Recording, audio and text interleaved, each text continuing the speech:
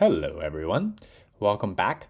Jakob and I discuss pediatric sepsis today. In this podcast, expect to learn about the mean arterial pressure we want to titrate when we give them fluid and potentially vasopressors. If we should give vasopressors in the pre-hospital setting for pediatric patients, how much fluid should they obtain, or does the risk of sepsis go up dependent on your socioeconomic status? You'll learn that and much more in the following episode.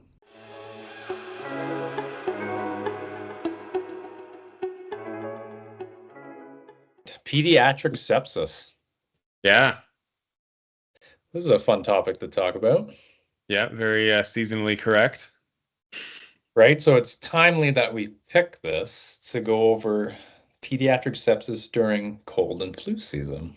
hmm And interestingly, I don't remember a large emphasis of this in school or just overall in any education, because we always talk about sepsis, but we don't technically talk about like ped sepsis, which is totally kind of distinct, totally different patients and everything. So I'm glad we're doing this. Absolutely. I think it's really important to go over the subtleties of pediatric sepsis. What is sepsis? And versus what is septic shock then? Absolutely. So, sepsis, the most frequent definition that we see is a dysregulated host response secondary to a infectious organism that leads to generalized vasodilatation, capillary leak, and organ dysfunction. So basically, you have an infection with it, whether that be a virus or bacteria, and your immune system kind of overreacts to this. And that's sepsis generally. Now, septic shock is where you start seeing multiple organ dysfunction and critical hypoperfusion to the body's tissues secondary to that kind of overzealous response. What's the main cause of death in these patients then if they experience septic shock? Yeah, that's kind of that vasoplegia, capillary leak, and cardiac dyskinesia that leads to hypoperfusion. So they'll have a vasodilatory shock state that leads to their death. And it leads to multi-organ failure, like very painful, hmm grueling, terrible death, right? Then do you know the timeline, especially for pediatrics, like when the highest mortality rate is, or when generally patients will sadly die if they're experiencing septic shock and multi-organ failure? No, actually, I wouldn't know the exact timeline. No. So to prep for this, I saw it in the Surviving Yeah. Sepsis campaign, like just specifically looking at pediatrics. They say generally like 24 to 72 hours, like after like you've been exposed to whatever pathogen and experiencing like septic shock and multi-organ failure. And that's why the key is that they need antibiotics like as soon as possible if it is indeed bacterial in origin. Because any delay in antibiotic delivery is just increases your mortality. Oh, that's scary. That's really fast. Then just looking at the stats, like obviously that's disproportionately high in low income countries where they don't have access to resources and medicines and everything. But approximately the mortality rate for pediatrics for sepsis is like 5% Mm. in Canada. So it's like that's still fairly high. And it can go up to like 50% in like third world countries, which is terrible, right? Yeah. I like that you described this dysregulated immune response. What's a good analogy that we could break down to make it as easy as possible? Think about the immune system being in like overdrive or kind of chaotic because people they have a hard time. It's like the immune system's supposed to help us, but why is it like killing itself? Right. I think in some ways you can think about like wound healing or just like a small cut normally, right? You have like migration of you want like your white blood cells and you want a bunch of other compounds to make their way to where that cut happened, right? And that's like a localized reaction. So you have vasodilatation so that you get more blood to that area. You have capillary leak so that you can have those cells migrate into the tissue space. Um, but what happens in sepsis is that response happens throughout the whole body. So you have vasodilatation everywhere, right? So you have like usually your 6 liter kind of container with 6 liters of volume all of a sudden becomes like 10 or 12 liters of volume of container space so you lose your pressure. And then the capillary leak happens everywhere as well, so you end up with like that transudate fluid in the tissues, but not inside the bloodstream. So you end up with relative fluid losses that way. That's the way that I've kind of taught it in the past. Do you have another analogy that you like to use? No, that's perfect. Yeah, the one I commonly use is that like think about like a fire alarm and a sprinkler system. Or like so let's say like you're having a fire in a school. So that's the pathogen, that's the response you're having, and the immune system's like the sprinklers. So the sprinklers turn on to kind of stop the fire and prevent it from occurring. But imagine the sprinkler system malfunctioned or became too chaotic, it didn't shut off, then the whole building starts to rise with water. So it's like this overreactive kind of response. And that's why the immune system is like, I have to kill the pathogen and I can't cause collateral damage to damage their own body. Because that's Hmm. why pneumonia happens, right? You're having a dysregulated immune response in sepsis, and this can lead to pneumonias and sepsis and septic shock, eventually multi-organ failure. So, good. Then, if we look at pediatrics, what ages are we talking about specifically? Yeah, I think like the Surviving Sepsis campaign considers them like less than 8 years old. Is that correct? Or I believe so, yeah. Like after eight, they're kind of like becoming more like adults and everything. And all our drug dosages generally are around 12 years old or signs of yeah. secondary sex characteristics. So, yeah, you're absolutely right. But if we look at the ages that are unequally affected by high mortality rates, what age group would you say out of the pediatric population is most at risk for sepsis and adverse events? I did not look at those stats, so I'm not 100% sure to be honest with you. That's right. It's Yeah. newborns and under two Oh months yeah. old.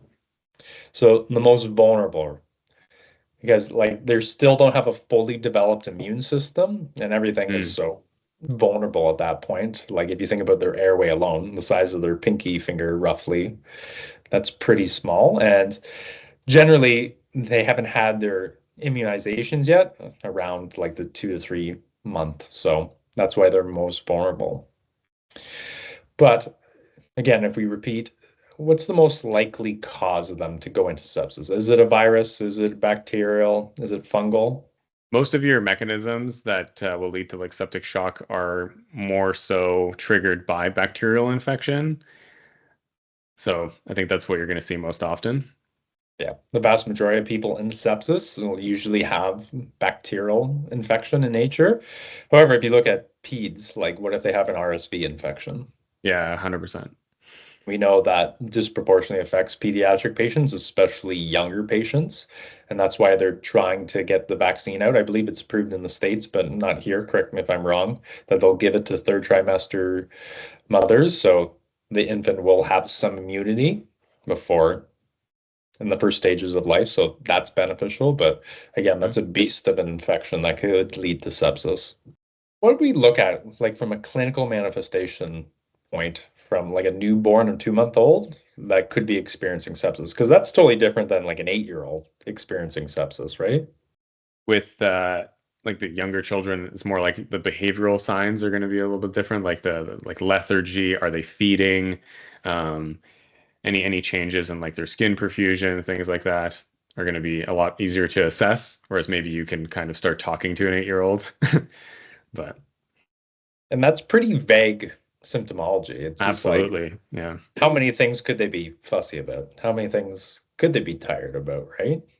yeah. And I don't think as paramedics we'd walk in and think sepsis. So it's like, that's a good point to recognize is like that could be pretty vague, and maybe we should delve a little deeper into this and actually see what's going on. And if we're thinking about like if there's sepsis, I need to do vital signs. Do we even have blood pressure cuffs that generally fit or get an accurate reading in this patient subset? Usually not, right? And that's why we've kind of pivoted towards the pediatric assessment triangle, which is like more so like how are they breathing? What's their skin perfusion look like? And what's their behavior look like? Is it normal for them in their age category, right? And a Mhm. lot less on those, hard numbers. And asking about like diaper changes and everything. Because the Hmm. parents obviously know best. They've been with them for X amount of time. And it's like, how many diapers on average do they change a day? Has it increased or has it decreased? Because if it's decreased and they're lethargic and they're fussy and not eating, it's like, oh. I wonder what's going on then. Absolutely. Good. So let's say we go to like a 6-year-old that's ill then.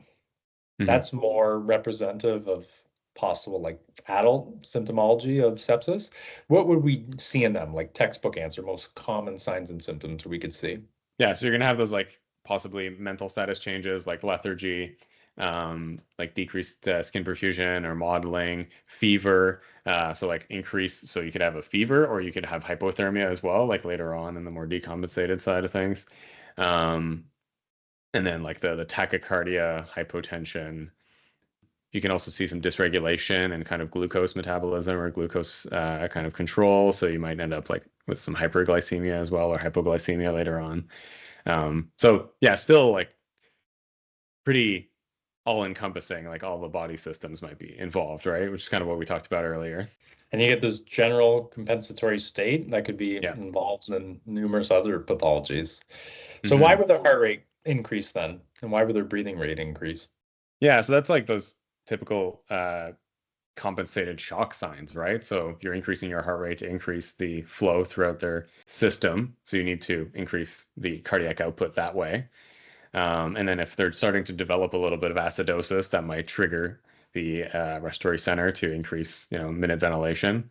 So that's kind of your pathophysio reasons why you're going to start seeing that. Why would their blood glucose increase?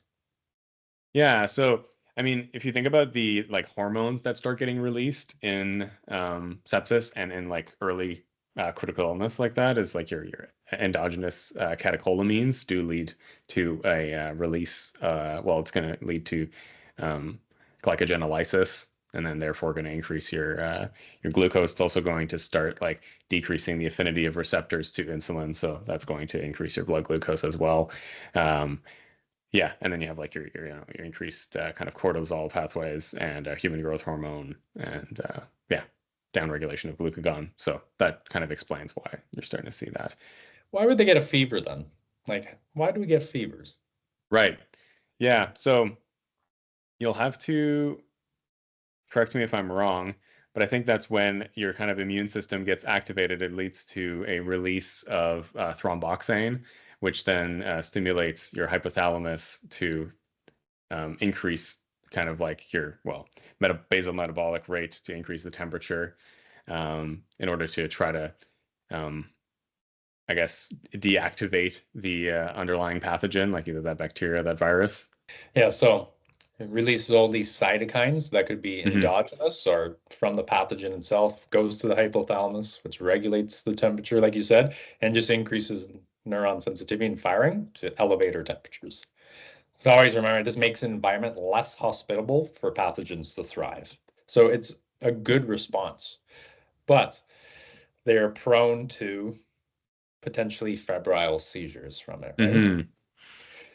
And if we look like that's a whole different podcast we could do. We probably will end up doing it as well. But do you think daycare or patients being in daycare increases the likelihood of like infections or febrile seizures subsequently? I would assume that a patient that's around a bunch of other children that have high propensity to have viral illness would probably increase that risk in the short term. But Mhm. maybe in the long term, it makes their immune system a little bit stronger and they don't, but I don't know. But it's a good question to have because I'm sure you've Yeah. asked this too. Like when you come to a house and you Yeah. have a pediatric patient and everyone's coughing and Yeah. snotty noses and everything, it's like, okay, who else is sick in the house and are they in daycare?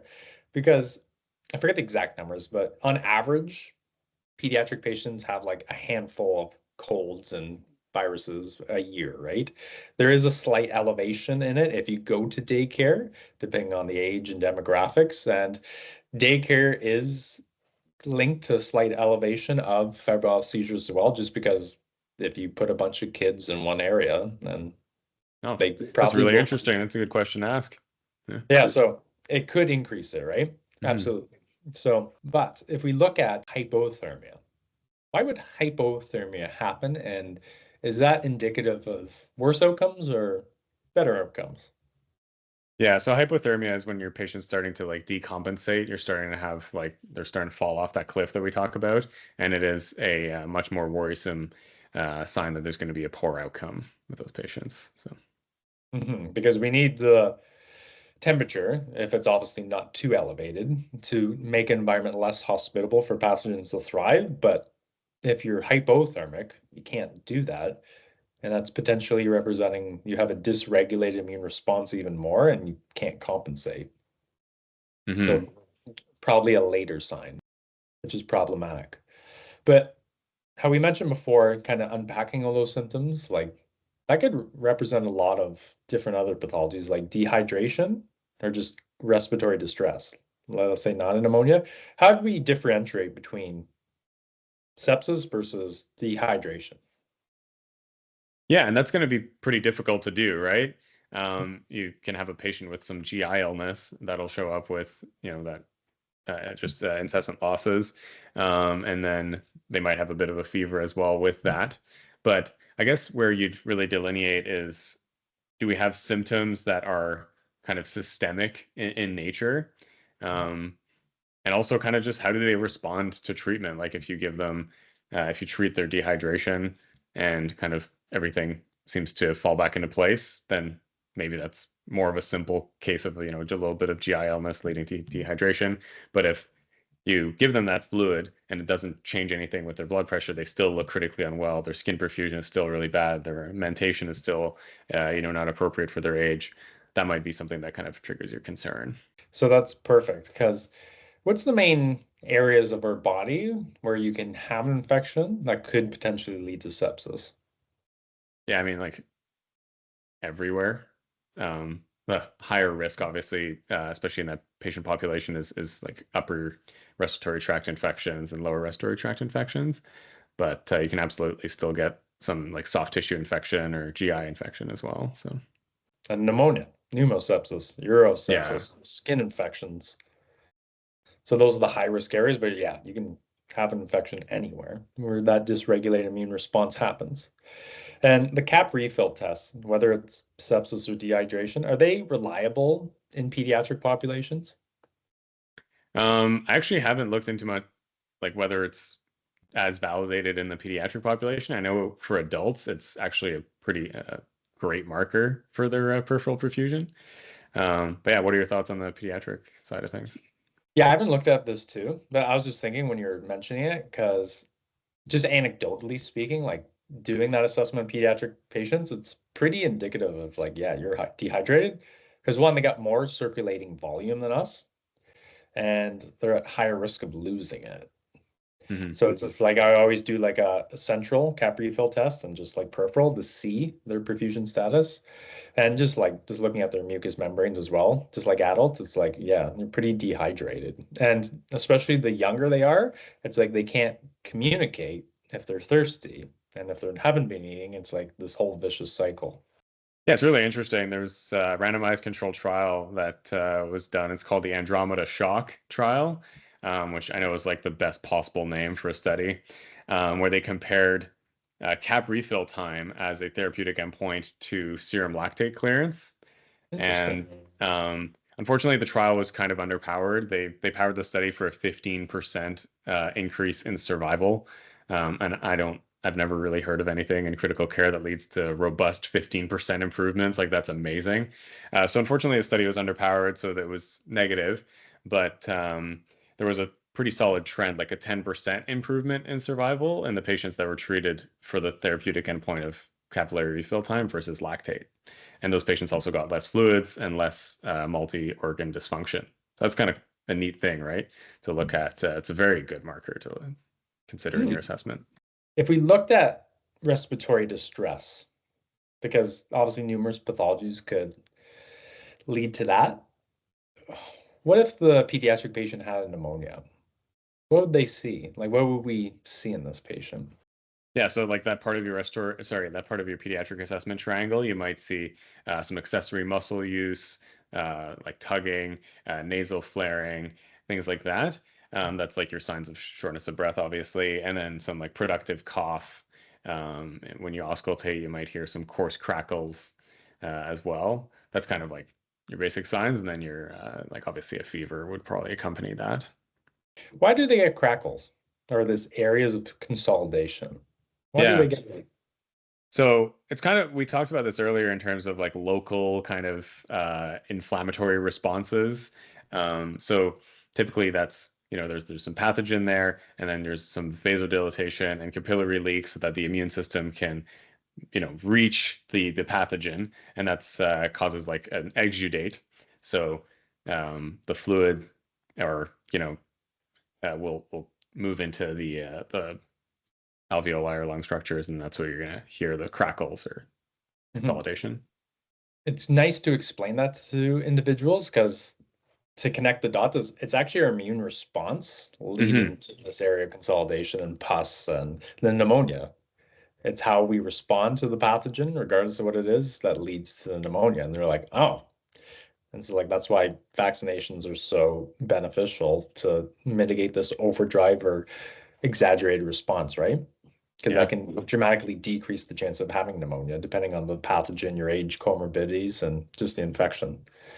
If we kind of bridge into interventions that we can do in the pre-hospital setting, especially in low resource and high stress settings, like what do you think are the most crucial interventions we can provide to these patients? So I know we want to talk about interventions like treatments that we can provide, but the number one thing we can do to improve outcomes in these patients is early recognition of sepsis and a good report to the hospital team, right? We're kind of limited in terms of antibiotics and things like that. But getting that like ball rolling at the hospital is a very important marker for improving outcomes in these patients. Um, and we have a couple tools for that that we can discuss as well. Yeah, what are they?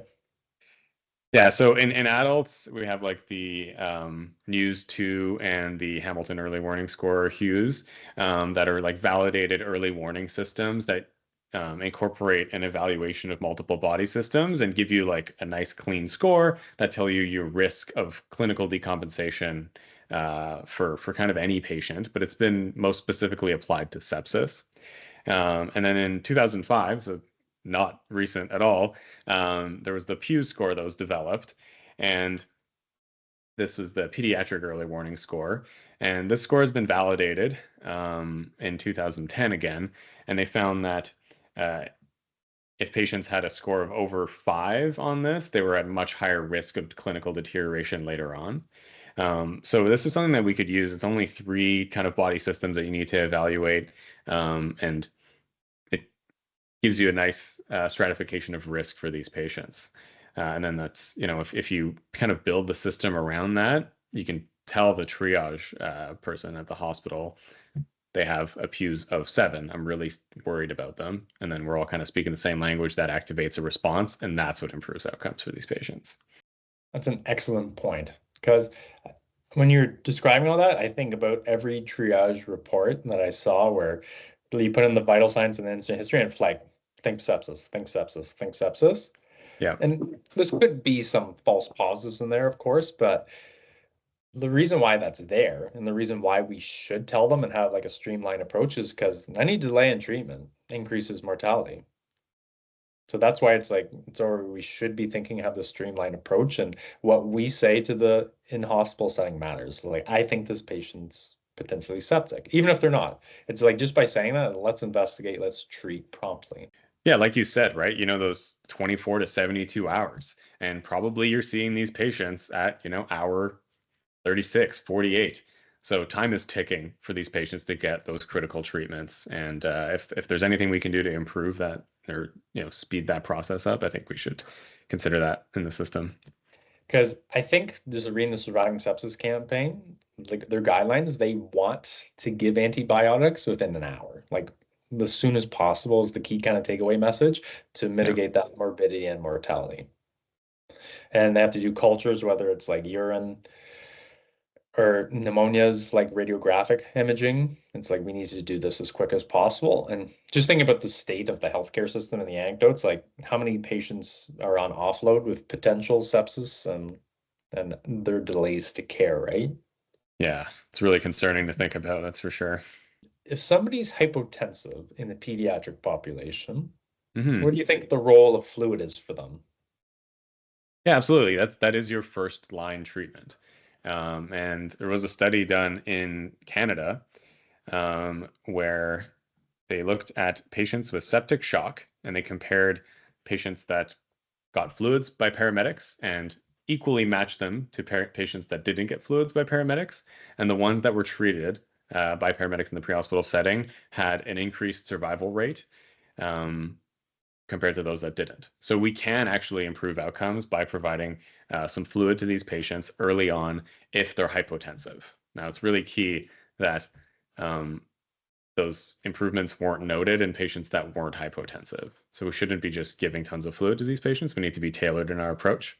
But a bolus, of 10 to 20 mLs per kilo is probably a really good place to start for the hemodynamic resuscitation. That's good because our medical directives are 20 mils per kilo for the like our standard bolus for pediatrics and adults. And that's Hmm. really good to know that, yeah, when hypotensive and demonstrating signs of hypoperfusion, it's like we can benefit these patients by doing IVs. And I think now just how many pediatric patients do we see that we end up doing IVs on? And logistically, are we comfortable with it? And are we likely to get an IV? It all depends, right? Hmm. But that's good to know that we can benefit those patients. But what happened if, like, let's say they have a pretty normal blood pressure, but it looks like they're kind of going down the sepsis route? What if I patch to give them a fluid bolus? Would that be detrimental? So it could be actually. There's some literature suggesting that administering too much fluid to these patients can lead to worse outcomes. So there's like this really big randomized control trial called the Feast trial that was done in 2020, yeah, 2020, where they kind of stratified these patients, or sorry, allocated them into two groups. One of them only got fluids if they were hypotensive, and the other one got like fluids aiming for other signs of hypoperfusions like tachycardia and things like that. And the ones that got less fluid were they had an increased mortality, or sorry, decreased mortality compared to the other groups. So that's something to consider.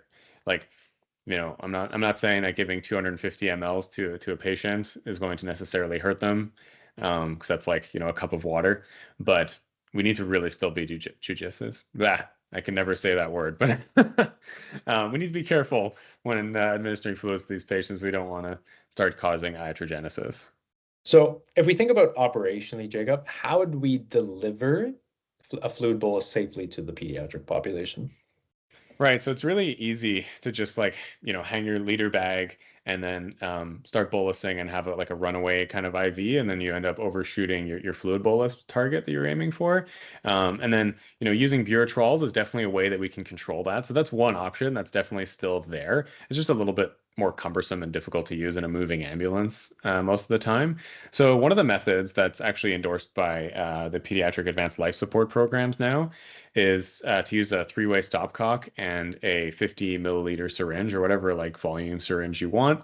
And then you just turn the lever on the stopcock to pull from the bag. And then you turn it towards the patient so that you're giving only your syringe of fluid to the patient. So you can literally give them a fluid bolus like 20 mLs at a time um, with that. So it's extremely controlled, very accurate and easier also to kind of give those fluids through very small IVs, which is often what we have in these kids, like the 24, 22 kind of IVs. I didn't know that because you can see it's pretty precise. Oh, yeah, exactly. It's Yeah. precise down to the milliliter. Yeah. I've heard everyone talk about those, and I don't know how many services actually have those little devices you can add, or like the stopcocks, right? Hmm. Yeah. Yeah. I'm lucky. Both services that I work for have them, and I've used them for this purpose multiple times, and it's pretty good. What if we gave the fluid base, so 20 mils per kilo till 7-year-old, so let's say they're 24 kilos. Yeah. So we gave 480 and they're unresponsive. What would we do then? Or what should we do? Or what are we thinking? So there's I think an emphasis to start moving towards like vasopressor therapy instead of continuing to give fluids to patients that aren't fluid responsive, right? So if we give them a little bit of fluid and they look way better, great. But if we give them like our full fluid bolus, it's probably not the right thing to just keep giving them repeated boluses um, because they're not fluid responsive. So moving towards some vasopressor therapy, and what we have available is dopamine, which does have a profile that will begin to positively change the way that these patients are hemodynamically deranged. So we can have that like a little bit of vasopressor effect. We can have a little bit of cardio, stimulation effect. But definitely with a patch and consideration for the risk benefit and your transport time and things. So you said a lot of salient points there. So if we think like in perfect conditions, where would we prioritize? Like, would we transport, then do an IV en route and give fluid? Would we try to establish intravenous access and give fluid, or try it then en route if they're unresponsive? Should we patch for dopamine at that point? All depending on transport times, patient. What do you think? Where's the priorities lie? Yeah, I think if we kind of operationalize this and we think, all right, I'm in what's like a northern kind of service that's in your catchment area that would be really far from a hospital. A lot of our services have rural areas, like Yeah. Halliburton's rural. Yeah.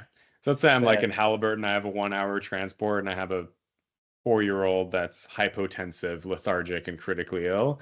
Then I'm going to prioritize getting an IV so that I can help start correct that hemodynamic instability as we, move towards egress and transport.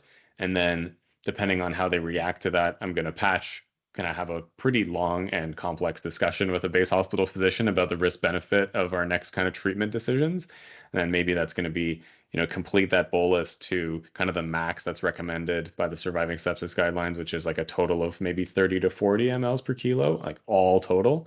And then maybe we can consider starting to think about, dopamine. So, tailor your practice to your geography and kind of the realistic situations that you're in, right? all context dependent, Mm-hmm. because they do need probably broad spectrum antibiotics, but if we can do something in the meantime to stabilize their ABCs, Yeah. that is crucial.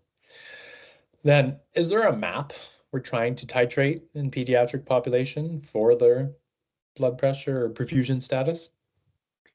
Yeah, so it's really great that you're talking about, mean arterial pressure instead of the typical like just systolic blood pressure, because that tells us a lot more about like their perfusion pressure and the blood flow.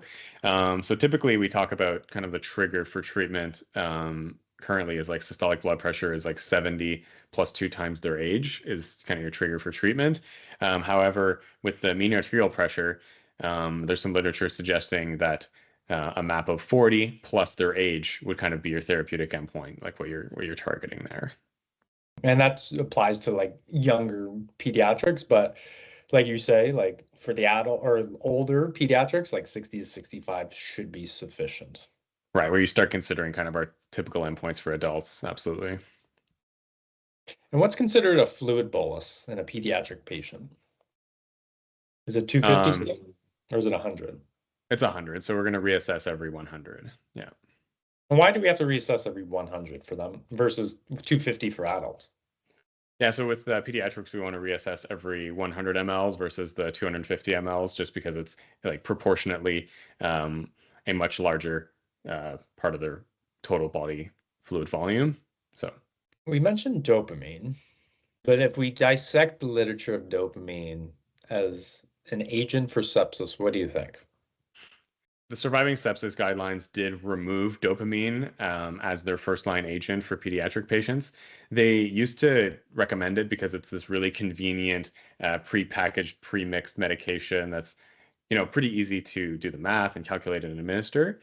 However, there's a study that was done in 2015, which was by Ventura et al.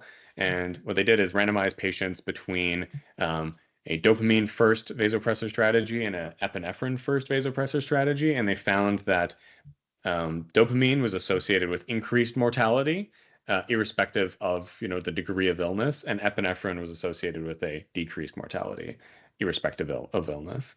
So, it is really concerning that there's a signal that dopamine might be harming these patients.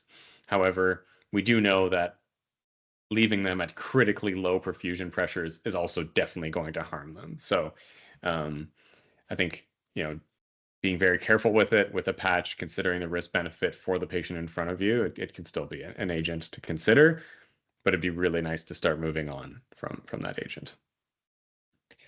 I remember looking this up for the adult population. I can't speak to the pediatric populations because, as you mentioned at the beginning, you have this vasodilation and capillary leak. So to rectify that and treat their septic shock, we probably want to give higher dosages of dopamine for the alpha 1 vasoconstriction. Yeah. But that comes at the expense of tachyarrhythmic events. So I wonder if it's just because to treat them, we have to give the higher dosages properly, but that also leads to worse outcomes just because we're giving pretty potent medication at higher dosages to already sick people. Because Yeah. why would an epi infusion in the in-hospital setting be superior to dopamine? My understanding is that with epinephrine and especially norepinephrine, you're much more precisely targeting the kind of parts of that hemodynamic system that the patients are affected with in the first place. So these patients primarily have really bad vasoplegia, right? So the number one thing you want to target is those alpha 1 receptors. And like epinephrine will give you a much more consistent response across the receptors. Versus like dopamine, we start hitting different receptors at different doses, right? So epinephrine, as you titrate it, you're going to get your alpha, your beta stimulation, but you're going to get them more equally throughout your kind of dose range. As you titrate up, you're going to increase your vasoconstriction and you're going to increase your kind of cardiac contractility and everything else. Whereas dopamine, at first, actually, if you start at a lower dose, you're going to have vasodilatation and only cardiac beta 1 stimulation for tachycardia. So that's the opposite of what your patient needs in those lower dose ranges. And then some people, I think, have been misinformed about how you go up to those 20, micrograms per kilogram per minute dose range and you're only getting alpha. It's like, no, no, no. Now you're starting to get alpha, but you also have a ton of beta, right? And like you said, that's what causes our tachyarrhythmic events. Anything 10 micrograms per kilogram per minute up leads to these like high risk of proarrhythmic events. And yeah, like you obviously will have some spillover of effects. Like it's not like a brick wall at 10 mics and over, like you just get Yeah. alpha. No, like there's some effects. You said it perfectly about norepi. It preferentially has more effects on alpha 1s versus the beta effects. And that's why it's such a good vasopressor for when indicated for patients. But the hospital can give it through pumps and can monitor it appropriately, right? Because that's one of the facets of why we don't have in the pre-hospital setting this point in time. Those are high-risk medications. We don't have a safe and reliable way to give it. And dopamine can do different things based on different dosages. So that's why we have it this time. And it generally is effective when indicated for other pathologies. And like you said, like we're not having a blanket statement of give dopamine or not, because if you don't treat the hypotension, we know where that leads to. But that's Exactly. why having that quality assurance with the base hospital physician, looking at their map, your transport time, access, the responsiveness to fluid could all dictate whether you get an order or not. Mm-hmm. And I'm sure multiple docs will have different perspectives on it, which is totally fine. It's pretty complex patients and you need considerable amounts of thought into the decision. So that's dopamine. Can we give these patients anything else? Like, what if they are late stage sepsis and they're hypoglycemic? What Right. if I gave you glucagon? Is that going to work? I would I would never choose glucagon over dextrose, that's for sure. How come? In the general population, I guess we don't need to go into that, but especially in these patients, kind of we talked about the mechanisms by which they will end up with hypoglycemia at the end of their disease process. So the odds that they have a bunch of glycogen stores ready to be released from their liver is very low. So then you have a patient that's still hypoglycemic but puking because of the glucagon. So I rather just give them the D10 at a age appropriate and weight appropriate dose to help replenish that. What about dextrose then? D50 or D10? D10 is safer, especially in pediatrics, safer for the extravasation and everything else. So I'm lucky. Every service I've worked for has just carried D10, so I've never had to do the whole mixing and matching. But yeah. I believe a large percentage of the surges, like I think all the or services in our catchment area and Central East Hospital Care Program have D10. Nice. So again, causes less rebound hyperglycemia, which could be deleterious to patients. Mhm. But if we pivot and start looking at demographics of the population in Canada that are at high risk for sepsis in the pediatric population, like which demographics could we see? You mean like underlying disease states and things like that? Yeah, like Yeah. do typically healthy kids get sepsis or are Right. other risk factors involved? Right. Yeah. So children with other comorbidities like congenital, heart defects, any sort of like respiratory disease like asthma, and diabetes, will be at higher risk for like clinical decompensation from that. Right. But healthy children can still become septic and experience septic shock. 100%. And I was just looking at stats of this. So sepsis is still the leading cause of morbidity, mortality, and healthcare utilization for children worldwide, which is crazy. So that means paramedics will Yeah. see it multiple times. And if you look at global incidences, it's 22 cases per 100,000. And if you look at neonatal sepsis, it's 2,202 per 100,000. So that's pretty high. Hmm.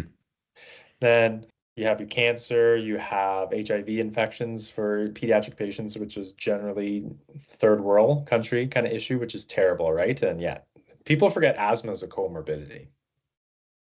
Like, and how many children in Canada have asthma? Yeah. With diagnosis rates that are only climbing, right? So, And diabetes. How many children yeah. have diabetes in Canada? Hmm. So those are all risk factors, but healthy children still can get it. But what about socioeconomics? Is that implicated for patients experiencing sepsis? So unfortunately, like pretty much every other disease, the lower your socioeconomic status, the higher your likelihood of critical illness is, just because of access to healthcare, right? We think about children in like the northern regions in Canada that don't have access to even any sort of primary healthcare or preventative medicine. So, unfortunately, it is a tragedy. Those children are at much higher risk of developing sepsis and critical illness from it. Yeah, and worse outcomes. And if you don't Yeah. have early recognition and you don't have access to resources, it's like the morbidity and mortality rates do rise, unfortunately. Mhm. How do we talk to family then? Like if you have a sick pediatric patient and you're suspecting underlying sepsis, how would you advise the family? Right. So I think, validating some of their concerns early on, like, yes, you're right. Like this child has got a very severe infection, which is why we're seeing these things. We're going to, treat with what we can and go to the hospital promptly to get them the right treatment.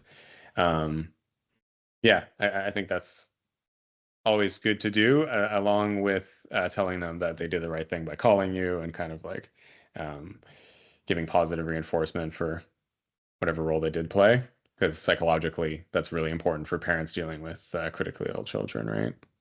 And how do you think we can make paramedics more comfortable with recognizing pediatric sepsis and treating these patients? Well, there is evidence that's published on like education campaigns for paramedics and education interventions, having higher, sorry, leading to better outcomes in hospital. So like education and the implementation of an early warning score together were shown actually within the RPPO. They did this study and it improved outcomes in hospital. So that's something that we can definitely do. So the key message of this whole podcast is you will see it, we can treat it, and we can provide benefits when tailored appropriately. And just telling the hospital that this is occurring and that will hopefully beneficially impact their care. Do you have any other thoughts that paramedics could take away? No, I think it's exactly what you said. If we recognize this early, communicate early with our receiving centers, that's the biggest thing we can do. And then there's a lot. We do have some effective treatments that can help improve or reduce the secondary injury from this disease, right? So, yeah, I think we're empowered to make a difference for pediatric septic patients. To wrap this up, Please let us know if you have any questions or any topics you want us to cover. And next episode, Jacob and I are going to have a deep dive into airway management because Jacob's actually doing his master's thesis on airway management. He's been doing a ton of work on first pass success rates in his catchment area. So it's a credible paper. I've read the introduction to it and well done. And we're also doing a QA project in the Central East Pre-Hospital Care Program about first pass success rates for intubations in general. So yeah, happy to collaborate and delve into that with you. Yeah, I'm really looking forward to that conversation. All right. Thank you, Jacob.